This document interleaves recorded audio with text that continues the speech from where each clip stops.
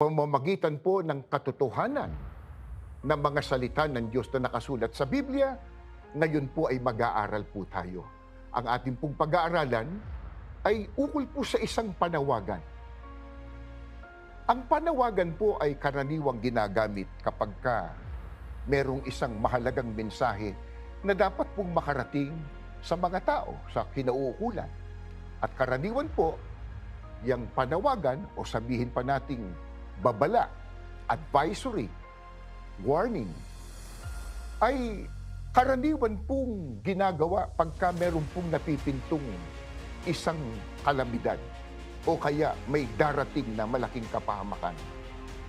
May mga tao po na napapahamak sapagkat marahil hindi po nakarating sa kanila yung panawagan. At kung nakarating man, kulang. Hindi po kumpleto yung impormasyon. Ngunit ang lalong masaklap, meron pong mga tao nakarating sa kanila yung panawagan, lamang nagkibit-balikan. Hindi po alintana, hindi binigyan ng pagpapahalaga. Kaya nang dumating po yung kalamidad o kapahamakan, napahamak po sila. Pagka ganon, wala po silang ibang maaring sisihin, kundi ang kanilang sarili. Ngayon po, mga mahal po naming televiewers at listeners, mga kaibigan at mga kababayan, ang pag-aaralan po natin ay panawagan, hindi po ng tao.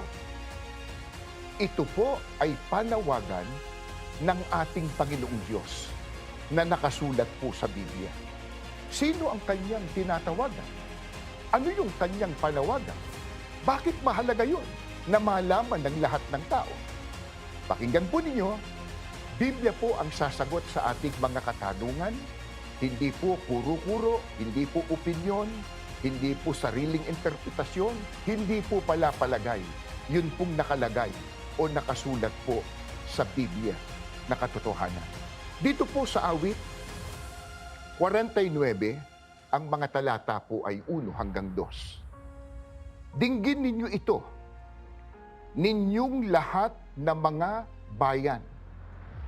Pakinggan ninyo, ninyong lahat na nananahan sa daigdig, ng mababa at gayon din ng mataas, ng mayaman at ng dukha na magkakasama.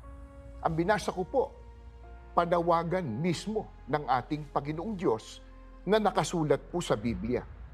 Ano ang kanyang panawagan? Ang sabi po, dinggin ninyo, ninyong lahat na mga bayan. Sinong mga bayan? Aling mga bayan? Pakinggan ninyo, ang sabi po, ninyong lahat na nananahan sa daigdig. Kaya ito pong panawagang ito ng Diyos ay global in scope.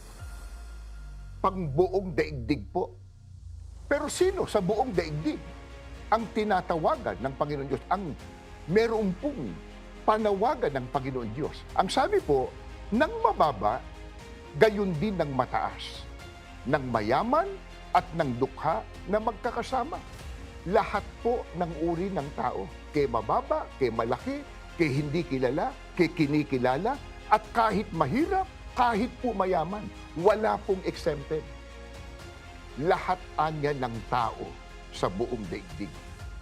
Kaya ito pong panawagang ito, pangbuong daigdig.